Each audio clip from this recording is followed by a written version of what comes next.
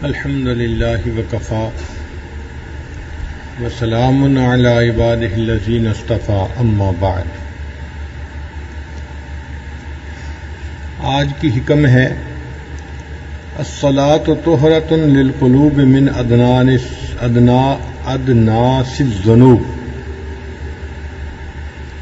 کہ نماز حقیقی دلوں کو گناہوں کے میل و کچائل سے پاک کرنے والی ہے۔ نماز انسانوں کے دلوں کو گناہوں کے میل و کچیل سے پاک کرنے والی ہے۔ وَاستفتاح لباب الغیوب، اور پوشیدہ اسرار کا دروازہ کھولنے والی ہے۔ نماز کے بارے میں فرمایا گیا۔ ایک دوسری حکم میں فرماتے ہیں الصلاۃ محل المناجات، نماز سرگوشی کا محل ہے۔ ومعدن المصافات، اور محبت و اخلاص کی جگہ ہے۔ تتسع فیہا میادین الاسرار، اسرار کے میدانوں میں یعنی قلب کے میدان اسراروں کے لیے فراخ ہوتے ہیں۔ وفیہا شوارق الانوار، اور اس میں انوار کے ستارے چمکتے ہیں۔ جتنے اعمال فرض ہیں ان میں نماز سب سے افضل عمل ہے، اس لیے قیامت کے دن سب سے پہلے نماز ہی کا حساب ہوگا۔ قرآن مجید میں فرمایا گیا ان الصلاۃ تنہی عن الفحشاء والمنکر، کہ نماز انسان کو برے کاموں سے اور فحش کاموں سے روک دیتی ہے۔ اگر انسان صحیح معنوں میں نماز پڑھے تو جو نور ملتا ہے اس کی وجہ سے انسان گناہوں سے محفوظ ہو جاتا ہے۔ اس لیے کہا گیا الصلاۃ معراج المومن، کہ نماز تو مومن کی معراج ہے۔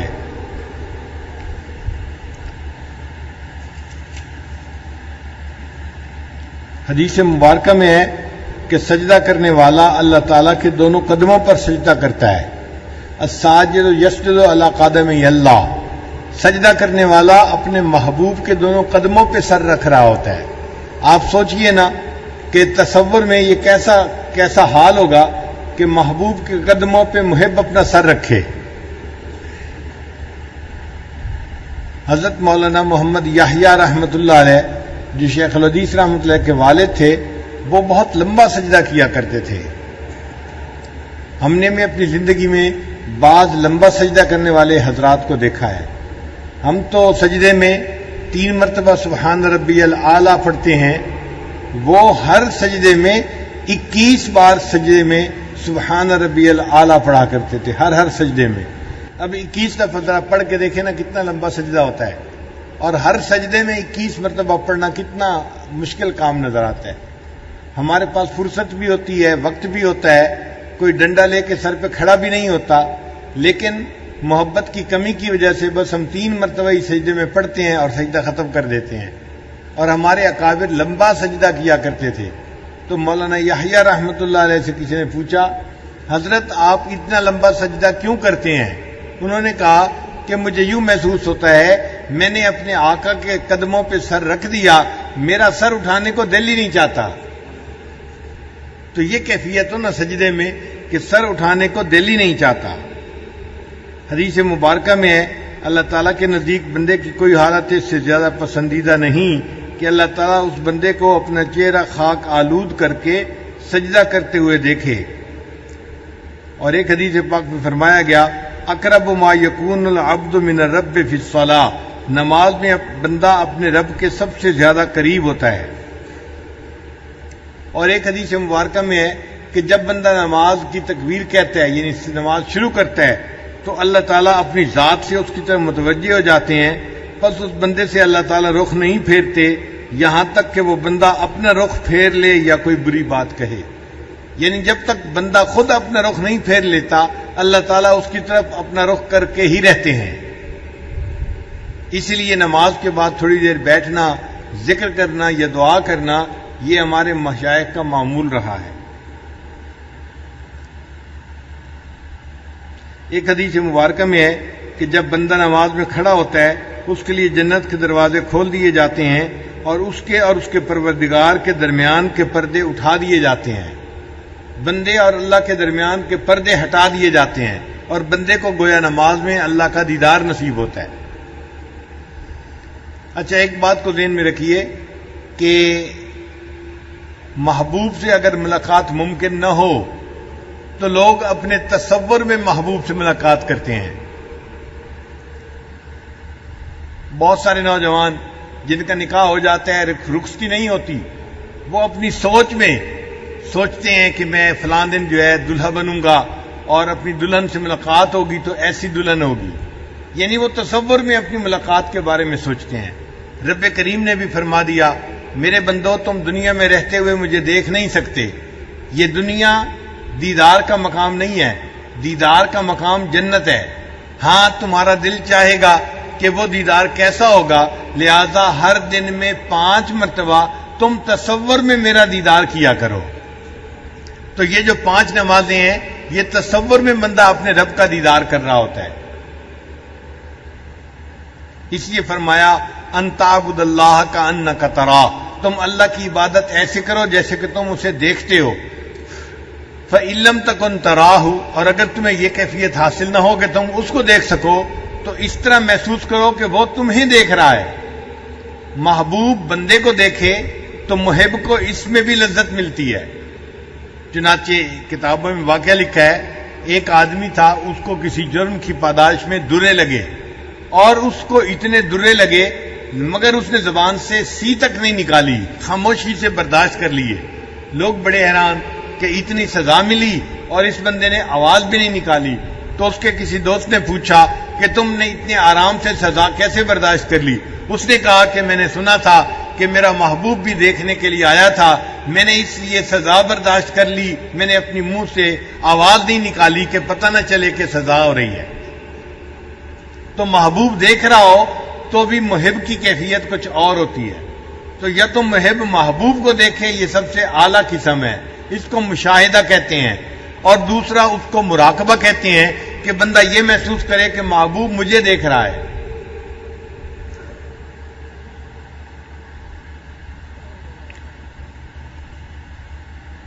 امام ربانی مجدد ثانی رحمۃ اللہ فرماتے ہیں، حالت نماز کو باقی حالات کے ساتھ وہی نسبت حاصل ہے جو کہ صراط کو حقیقت کے ساتھ ہے۔ آگے فرماتے ہیں، تمام حالات کو نماز کی حالت کے ساتھ وہی نسبت ہے جو کہ صورت کو حقیقت کے ساتھ ہے۔ مثلا جو صورت کے آئینہ میں منعکس ہے اس کو اپنی اصل کے ساتھ ظاہری مماثلت و اسمی مشارکت کے سوا اور کوئی مساوات حاصل نہیں۔ جو کیف و ذوق نماز سے پیدا ہوتا ہے وہ تمام اذواق و کیفیات سے ممتاز ہے۔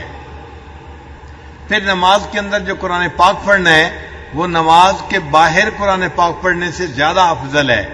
ان قرآن الفجر کان مشہودا، قرآن مجید کی تلاوت کرنا گویا اپنے پروردگار کے ساتھ بات کرنا ہے۔ خاص طور پر جو تلاوت نماز میں واقع ہو وہ اور ہی درجہ رکھتی ہے اور بہتر ثمر دلاتی ہے۔ مکتوبات معصومیہ میں لکھا گیا۔ ہمارے سلسلہ عالیہ کے ایک بزرگ تھے، امام جعفر صادق رحمۃ اللہ علیہ۔ ایک مرتبہ نماز پڑھ رہے تھے کہ بے ہوش ہو کر گر پڑے۔ جب ہوش میں آئے تو ان سے دریافت کیا گیا، انہوں نے فرمایا کہ میں قرآن مجید کی ایک آیت کو بار بار پڑھ رہا تھا، یہاں تک کہ اس آیت کو میں نے متکلم سے خود سنا۔ یعنی نماز میں کیفیت تھی، ایک آیت کو بار بار وہ مزے میں پڑھ رہے تھے، لوٹا رہے تھے۔ کہتے ہیں لوٹاتے لوٹاتے ایک ایسی کیفیت آئی کہ میں نے گویا اللہ سے اس آیت کو خود سنا۔ حافظ ابن حجر رحمۃ اللہ علیہ نے منہبات میں حضرت عثمان غنی اللہ عنہ سے روایت کی ہے کہ جو شخص اوقات کی پابندی کے ساتھ نماز پڑھے اللہ تعالیٰ اس کو 9 انعام عطا فرماتے ہیں۔ پہلا، اس کو اپنا محبوب بنا لیتے ہیں جو پابندی سے نماز پڑھنے والا ہو۔ دوسرا، اس کو جسم کی تندرستی عطا فرماتے ہیں۔ تیسرا، اس کے گھر میں برکت عطا کرتے ہیں اور فرشتے اس بندے کی حفاظت فرماتے ہیں۔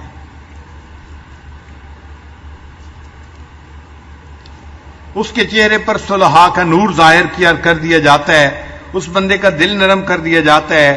روز محشر اس کو پل صراط سے بجلی کی تیزی کے ساتھ گزاریں گے اور اس بندے کو جہنم سے نجات عطا فرمائیں گے اور جنت میں اس کو نیکوں کا ساتھ عطا فرمائیں گے۔ یہ نماز کے 9 فوائد ہیں۔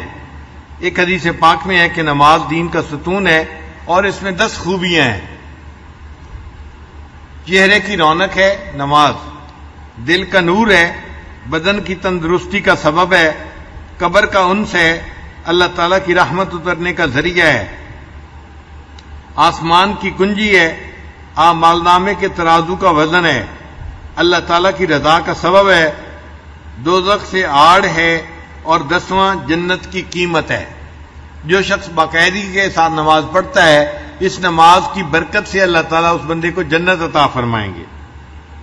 جس نے نماز کو قائم کیا اس نے دین کو قائم کیا، اور جس نے نماز کو چھوڑا اس نے دین کو گرایا۔ ایک حدیث مبارکہ میں ہے کہ اللہ تعالیٰ ان لوگوں کے لیے جو اندھیروں میں مسجد کی طرف جاتے ہیں قیامت کے دن ایک بلند نور کے ساتھ روشنی فرمائیں گے۔ ایک حدیث پاک میں ہے اندھیروں میں مساجد کی طرف چلنے والے وہی لوگ ہیں جو اللہ تعالیٰ کی رحمت میں داخل ہونے والے ہیں۔ ایک حدیث مبارکہ میں ہے کہ جب کوئی جماعت کے ساتھ نماز پڑھتا ہے پھر وہ کسی حاجت کا سوال کرتا ہے تو اللہ تعالیٰ غیرت کرتا ہے کہ وہ بے مراد واپس لوٹے، اللہ تعالیٰ اس بندے کی حاجت کو پورا کر دیتے ہیں۔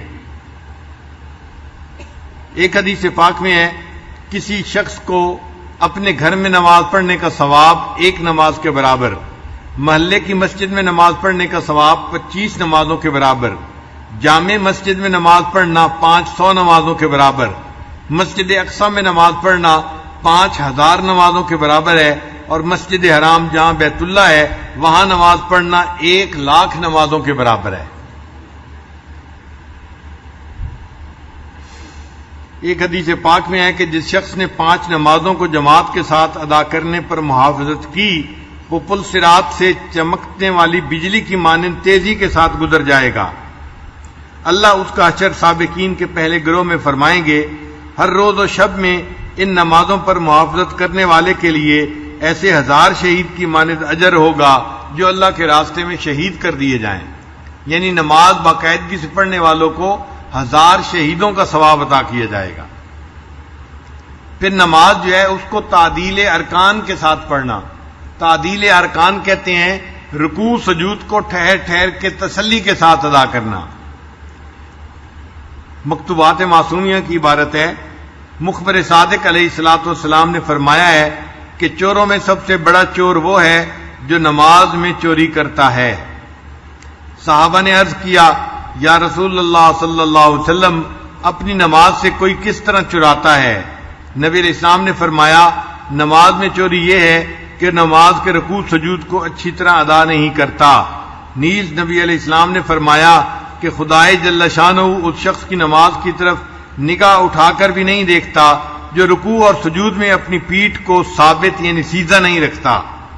اور نبی علیہ السلام نے ایک شخص کو نماز ادا کرتے ہوئے دیکھا کہ رکوع و سجود پوری طرح ادا نہیں کر رہا، تو آپ صلی اللہ علیہ وسلم نے اس سے فرمایا کیا تو اللہ تعالیٰ سے نہیں ڈرتا؟ اگر تو اسی عادت پر مر گیا تو دین محمدی پر تیری موت نہیں آئے گی۔ نیز نبی علیہ السلام نے فرمایا تم میں سے کسی کی نماز اس وقت تک کامل نہیں ہوگی جب تک کہ وہ رکوع کے بعد پوری طرح سیدھا کھڑا نہ ہو اور اپنی پیٹھ کو سیدھا نہ کر لے اور اس کا ہر ایک عضو اپنی جگہ قرار نہ پکڑ لے۔ نبی علیہ السلام نے فرمایا کہ جو شخص دونوں سجدوں کے درمیان بیٹھنے کے وقت اپنی پشت کو سیدھا نہیں کرتا اس کی نماز کامل نہیں ہوتی۔ نبی علیہ السلام ایک نمازی کے پاس سے گزرے، دیکھا کہ وہ احکام و ارکان قوم و جلسہ پوری طرح ادا نہیں کر رہا تھا، تو آپ صلی اللہ علیہ وسلم نے اس سے فرمایا اگر تو اسی عادت پر مر گیا تو قیامت کے دن تجھ کو میری امت میں سے نہ لیا جائے گا۔ اور دوسری جگہ فرمایا اگر تو اسی عادت پر مر گیا تو دین محمدی پر تو نہیں مرے گا، کیونکہ تیری نماز جو ہے وہ پوری نہیں ہے۔ اس کو نماز کی چوری کہا گیا اگر نماز کے ارکان کو صحیح طرح ادا نہ کیا جائے۔ حضرت ابو ہریرہ نے فرمایا کہ کوئی شخص ایسا ہوتا ہے کہ 60 سال تک نماز پڑھتا رہے اور اس کی ایک نماز بھی قبول نہیں ہوتی، کیونکہ اس شخص نے رکوع سجود کو بخوبی بھی ادا نہیں کیا ہوتا۔ کہتے ہیں کہ زید نے ایک شخص کو دیکھا کہ نماز پڑھ رہا ہے اور رکوع و سجود پوری طرح ادا نہیں کر رہا، تو آپ نے اس شخص کو بلایا اور اسے پوچھا کہ تو کب سے اس طرح کی نماز پڑھ رہا ہے؟ اس نے کہا 40 سال سے۔ آپ نے فرمایا اس 40 سال کے عرصہ میں تیری ایک نماز بھی نہیں ہوئی، اگر تو مر گیا تو نبی علیہ الصلوۃ والسلام کی سنت پر تو نہیں مرے گا۔ تو تعدیل ارکان کا خیال رکھنا کتنا ضروری ہے۔ ہم نماز پڑھیں تو نماز کو تسلی کے ساتھ پڑھیں، سکون کے ساتھ پڑھیں۔ نماز مومن کے لیے محبوب کے لقاء کا ذریعہ ہے، ذریعہ لقاء یار ہے، کوئی سزا نہیں ہے کہ انسان کہے جی کہ بس مجھے تو دن میں 5 مرتبہ مصیبت پڑ گئی ہے اس نماز کو پڑھنے کی۔ اللہ رب العزت نے اپنے پیارے حبیب صلی اللہ علیہ وسلم کو عرشوں پہ بلایا معراج کے لیے۔ اب جو کسی محبوب کو گھر بلائے اور اس کو تحفہ دے تو اپنی طرف سے بہترین تحفہ دیتا ہے۔ اللہ رب العزت نے اپنے پیارے حبیب صلی اللہ علیہ وسلم کو عرشوں پہ بلا کے ان کو نماز کا تحفہ عطا فرمایا۔ پہلے ایک دن میں 50 نمازیں فرض ہوئی تھیں۔ آپ سوچیں ایک دن میں 50 نمازیں پڑھنی ہوتی تو ہم تو مصلی پہ بیٹھے رہتے۔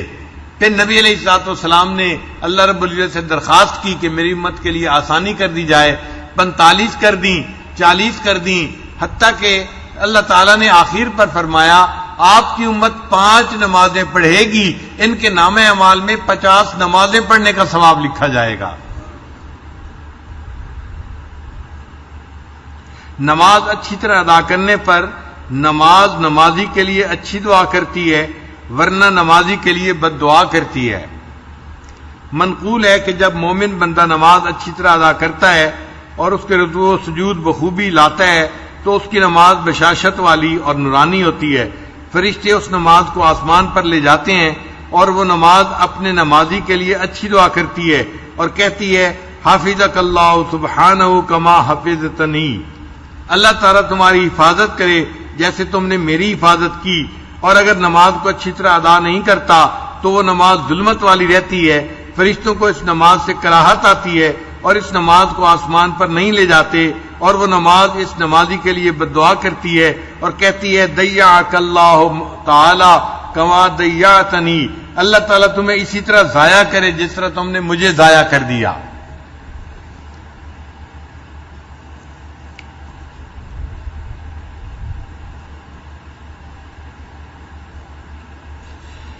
نماز کو کامل طور پر ادا کریں اور تعدیل ارکان کو طمانینت کے ساتھ ادا کرنے میں کوشش کریں، کیونکہ اکثر لوگ اس دولت سے محروم ہیں اور یہ عمل متروک ہو رہا ہے۔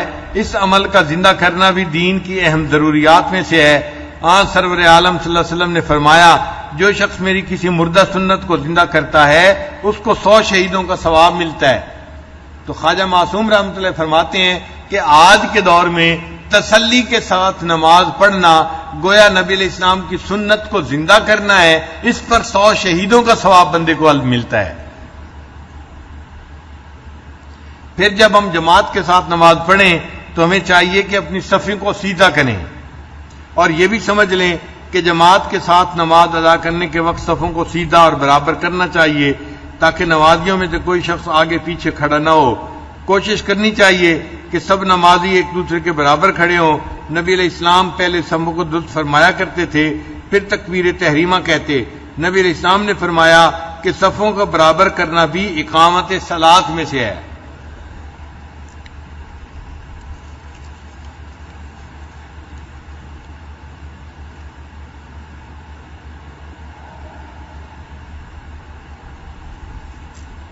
کسی نے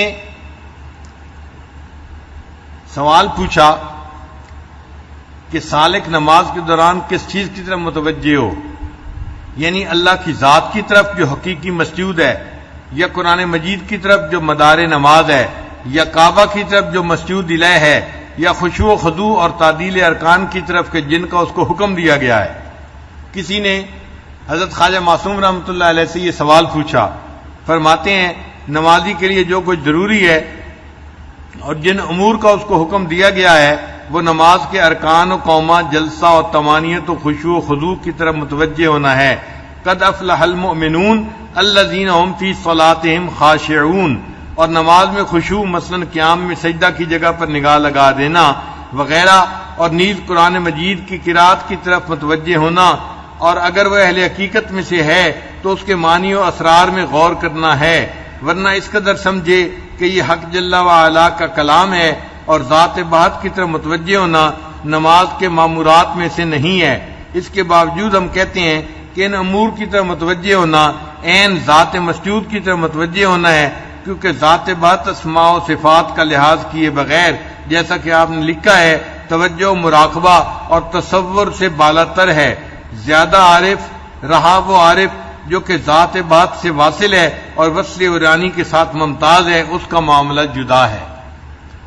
یعنی عام لوگوں کو تو تعدیل ارکان کی طرف دھیان رکھنا چاہیے، جو اس سے اوپر مقام رکھتے ہیں وہ نماز کے معنی کی طرف دھیان رکھیں، اور جو اس سے بھی اوپر خیال رکھتے ہیں وہ قرآن پاک کی تلاوت کے معنی پر خاص دھیان رکھیں، اور جن کو اللہ نے اس سے بھی زیادہ صاف دل عطا کیا ہے وہ اللہ تعالیٰ کی ذات کی طرف متوجہ ہوں اور اللہ تعالیٰ کی طرف پوری نماز کے اندر دھیان رکھیں۔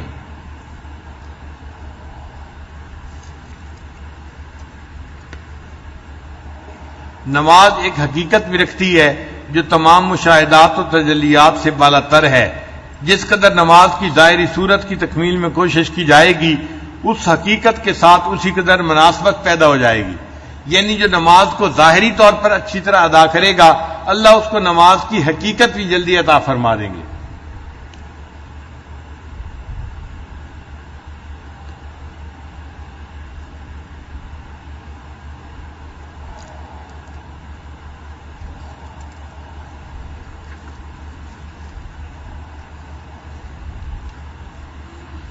نماز کے مراتب نمازیوں کے اعتبار سے 3 ہیں۔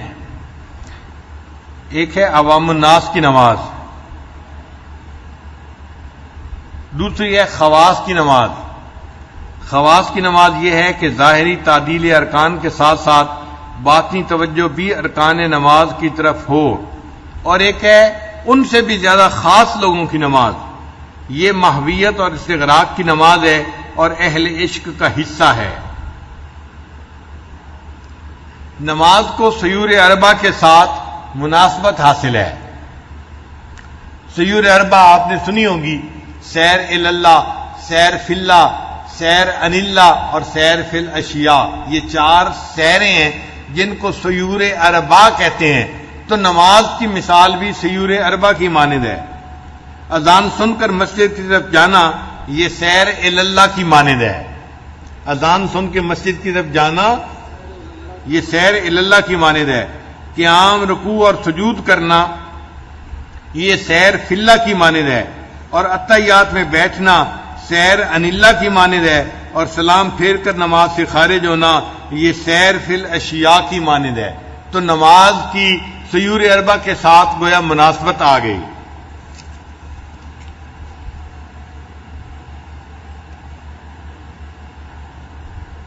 فرماتے ہیں کہ جب تک سالک کی پوری زندگی نماز کی ترتیب پر نہ آ جائے اس کو معرفت الہی حاصل نہیں ہوتی۔ گناہوں سے سچی توبہ کرنا یہ طہارت اور وضو کرنے کی مانند ہے۔ اصلاح اور تربیت کی نیت سے متبع سنت شیخ کے ساتھ تعلق جوڑنا یہ قبلہ روح ہونے کی مانند ہے۔ پھر مجاہدہ نفس کو اختیار کرنا قیام صلاۃ کی مانند ہے۔ دوام ذکر کو اختیار کرنا تلاوت قرآن کی مانند ہے۔ عجز و انکسار کو اختیار کرنا رکوع کرنے کی مانند ہے۔ اللہ کے لیے اپنے نفس کو پامال کرنا سجدہ کرنے کی مانند ہے۔ وقوف قلبی کو اختیار کرنا یہ تشہد میں بیٹھنے کی مانند ہے، اور ترک لذات دنیا کو کرنا سلام پھیرنے کے قائم مقام ہے۔ تو بندے کی پوری زندگی نماز کی ترتیب کے اوپر آ جانی چاہیے۔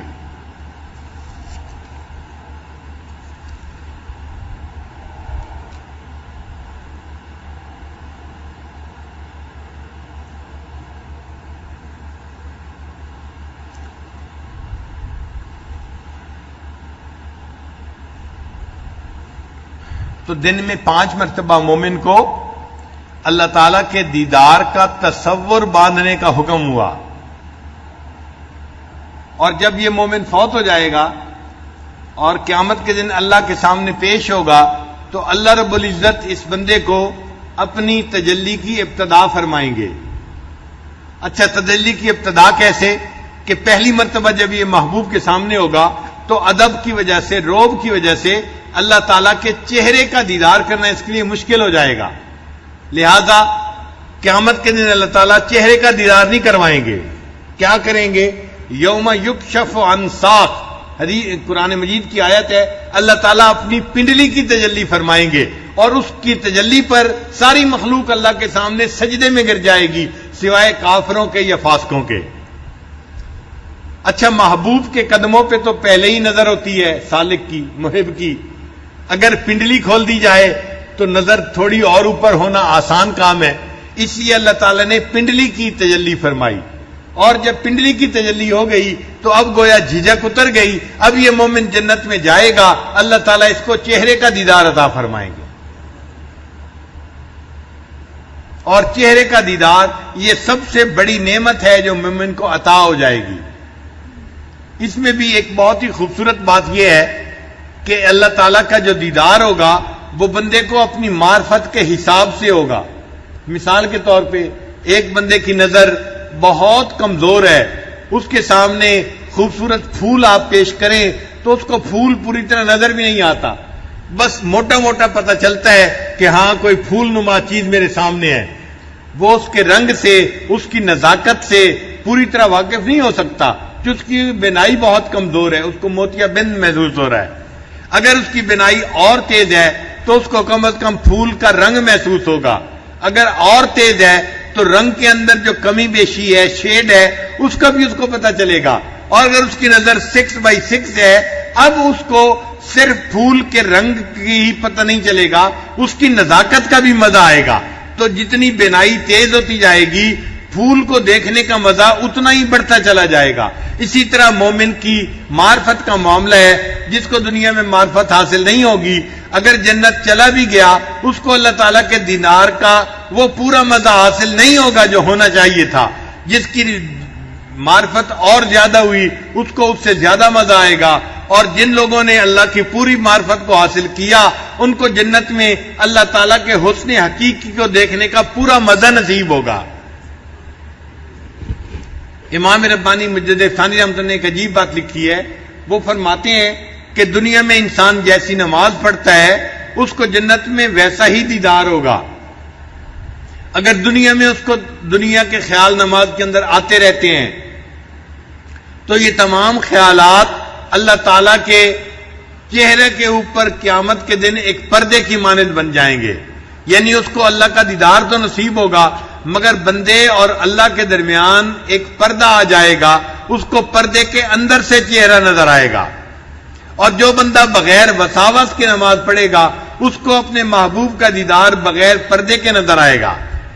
اس لیے دنیا میں ایسی نماز پڑھنے کی کوشش کرنی چاہیے جو بغیر دنیا کے خیالات کے ہو، باہر کے خیالات کے ہو، تاکہ اللہ تعالیٰ جنت میں بغیر کسی پردے کے اللہ کا دیدار نصیب ہو جائے.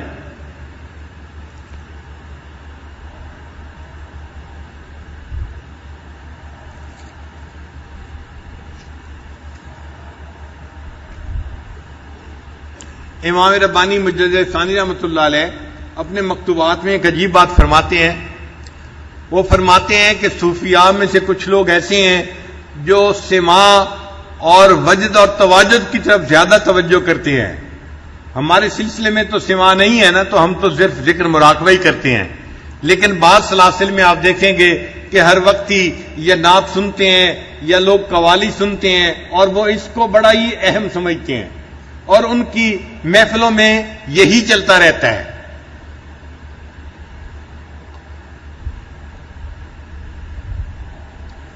چنانچہ وہ اس نغمہ و سماع کا مزہ لیتے ہیں اور ان کے اشعار سن کر ان کے اوپر کیفیات بنتی ہیں.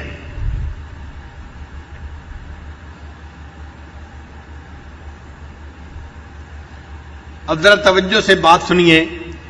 فرماتے ہیں اس گروہ میں سے بعض لوگ جن کو نماز کی حقیقت سے آگاہی حاصل نہیں ہوئی،